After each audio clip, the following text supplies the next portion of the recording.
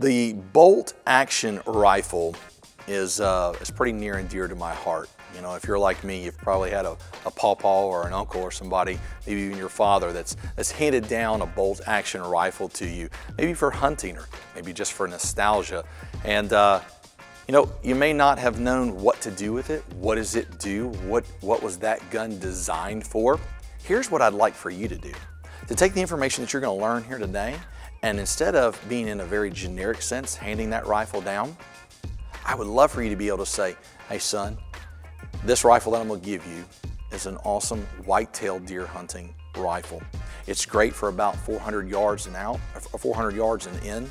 The scope will give you that last little bit of daylight when you're trying to shoot it at dusk, and maybe just give you that awesome shot that you need at dawn when that big 10-point walks out. This is where we make our money.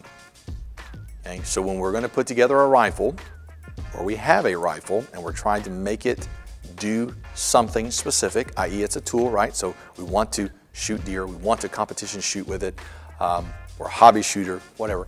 Then if we apply this selection criteria, we've got a really good chance of getting what we want the first time. For this gun, I use Hornady 180 grain Superformance.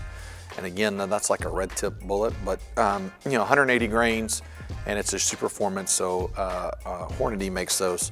And I like those bullets. Now, again, I'm not partial to one bullet over another. I think bullets have their use, just like rifles and other guns have their use. So I try to pick the best bullet for me that gives me the results that I'm looking for. And for me, that was the Hornady. This is a fully custom. There is nothing stock about this rifle. And it was built from the ground up for my specifications that I gave to the builder, and they did an outstanding job.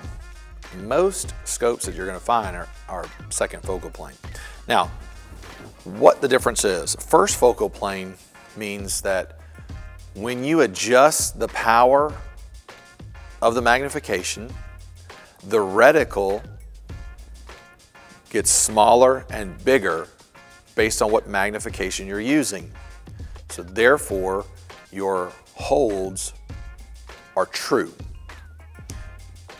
How that relates to an f2. An f2 means whenever you magnify the optic, the object gets bigger, right? It appears closer, but the reticle never changes. It stays the same width, the same height, and the same thickness.